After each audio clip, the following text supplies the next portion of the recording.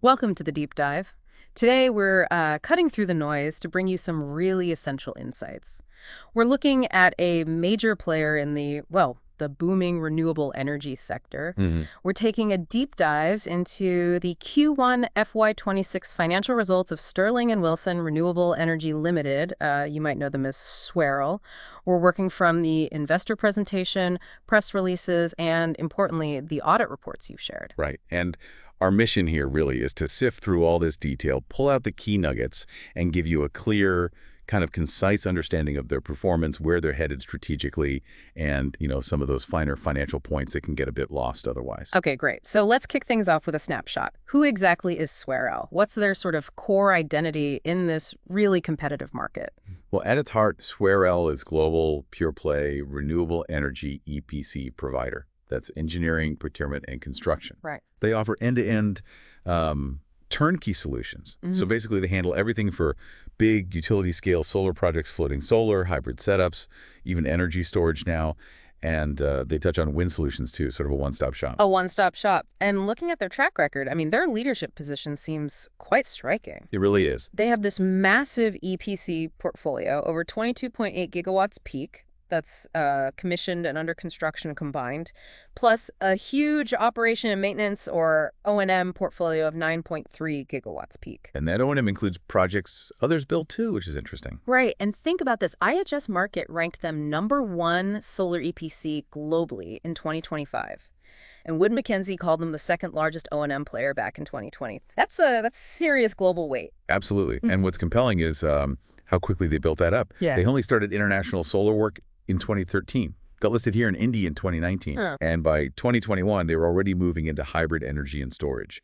Now they've got a presence, like a formal office, in 28 countries, with projects running in 20 of those. That's quite a footprint in, just over a decade. Yeah, it really is. And their recent achievements, they really speak volumes, don't they? Yeah. In 2023, they got that second huge order from NTTC, 1,500 megawatts. Right, the second mega order. Exactly. And also landed one of India's biggest domestic EPC contracts, 1.6 gigawatts, again with NTPC. Yeah. Then, fast forward to October 2024, they hit this milestone, their highest ever unexecuted order value, over INR 10,500 crore. That's a lot of work lined up. The huge backlog, yeah.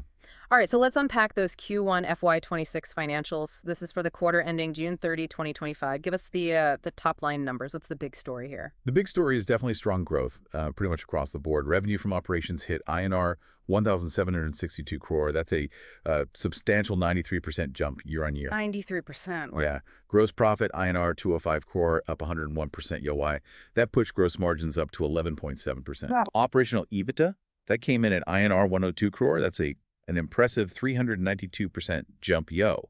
EBITDA margin at 5.8%. Incredible growth there. It is. And then profit after tax, or PAT. That surged 680% YoY to INR 39 crore. Now compare that to just INR 5 crore in the same quarter last year. For context, it was INR 55 crore the previous quarter, Q4 FY25. Okay, so a bit down from Q4, but still massive year-on-year growth. What's driving that huge revenue increase, and how are they turning that into such better profits? Well, the revenue surge was mostly down to just a higher execution pace. They were getting more work done on both domestic and international EPC projects. Okay. Although the source does note that domestic execution hit some snags due to cross-border tension, is the phrase used, likely geopolitical or maybe logistical issues. Right. Understood. And the profitability. The improved gross margins got a boost from softening in certain key input costs. So material prices may be easing up a bit, which helps. Good timing for them. Exactly. It's also worth noting, though, that the PAT, the net profit, was impacted slightly by higher taxes. Yeah. That was due to higher standalone profitability in some areas and some specific taxes related to their South Africa projects. Okay, makes sense.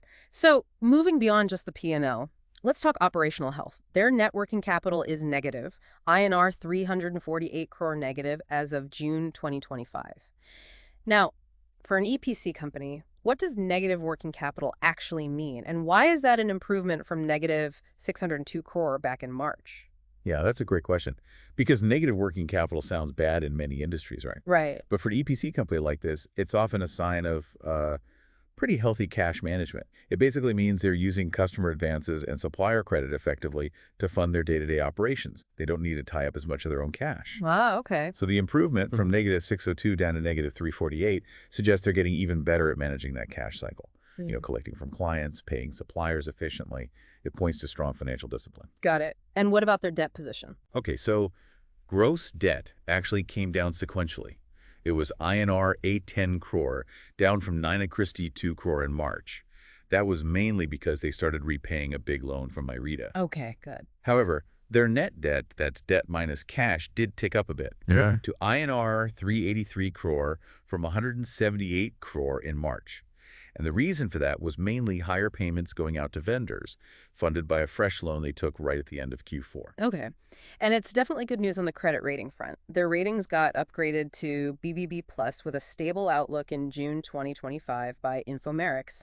What's the practical impact of that for Swiarol? Oh, that's definitely a positive development. It means they'll likely find it easier and probably cheaper to get new working capital loans. It should also help lower the costs for things like letters of credit and bank guarantees. Which are crucial in this business. They're absolutely crucial. They're the financial assurances needed for these huge project contracts.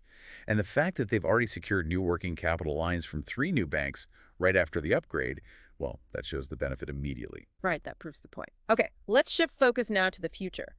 The order book, the pipeline, what's fueling the growth ahead. Their unexecuted order value, or UOV, was INR 8,348 crore in June 2025. That's down a little from March, 87% domestic, 13% international. Does that slight dip in UOV mean things are slowing down, or is there more to it? Yeah, there's definitely more to it than just that snapshot number. Yep. While the UOV dipped slightly quarter on quarter, you have to look at the inflow. Q1 FY26 saw a decent order inflow of INR 813 crore. Okay. And interestingly, that was 100% domestic. Right. Shows the Indian market is still very active for them.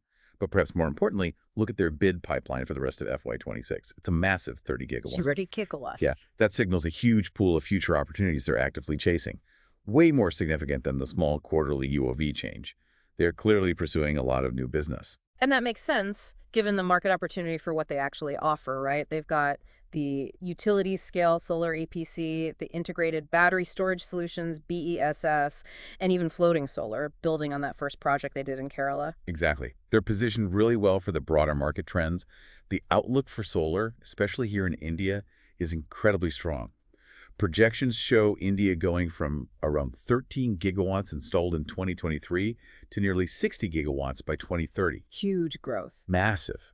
And their main international markets in Europe, the Middle East, Africa, EMEA, they're also showing really strong growth projections. So it's a very fertile landscape for a company with their capabilities. And speaking of international, what's the latest on that big MOU they signed back in 2022 with the government of Nigeria and Sun Africa? That was for almost a gigawatt of solar plus battery storage. Where does that stand? Yeah, that's a potentially huge project. The update is that while the final terms, the commercial details have been negotiated, the procedural steps, the governmental approvals and so on, are just taking longer than they perhaps anticipated. They're still waiting for the final contract signing. It highlights how these very large international deals can sometimes have extended timelines due to regulatory hurdles. Right, a lot of moving parts. Okay, now, this is where, for me, it gets really interesting. Looking through those audit reports, there are some, let's say, complex notes about the company's finances, particularly around certain risks and how they're being managed.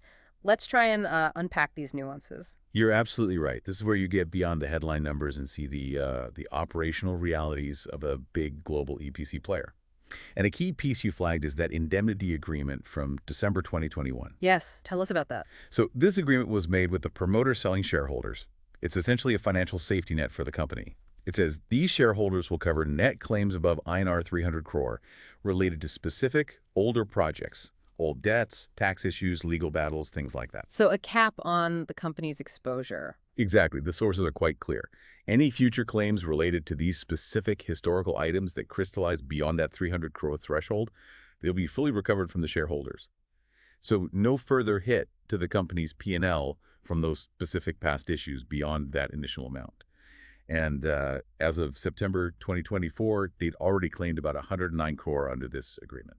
Okay, so that agreement is critical context for understanding these other issues. The reports detail quite a few specific receivables and legal disputes. Can you maybe walk us through the types of issues they're facing without getting bogged down in every single number and how the company sees them? Sure. You see a few recurring things. First, there are chunky customer receivables, like over INR 90 crore owed by one developer for a solar plant. That one's bouncing around the courts. NCLT, Supreme Court appeal admitted, even criminal charges filed. Complex. Very. Then there's a bank guarantee issue over INR 60 crore where they discounted letters of credit, but the customer's bank refused payment. So SWRAL had to refund their own bank. Now that's in the NCLN and Bombay High Court. Okay. And the company's view on these? In both cases, management is confident the amounts are recoverable. And crucially, both these specific claims fall under that indemnity agreement we just talked about. Okay. Covered by the indemnity. That's key. What about some of the other, perhaps larger, ongoing disputes mentioned, arbitrations and such? Yeah, these are almost inevitable in massive, complex global projects.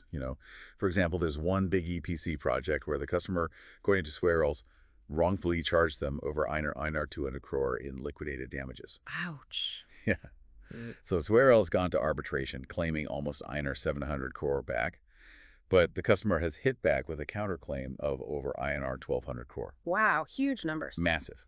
But Swearell's stance is that the customer's counterclaims aren't valid, and again, the bank guarantees that were wrongly invoked in that case, covered by the indemnity. Okay, the indemnity keeps coming up. It's central to managing these legacy issues.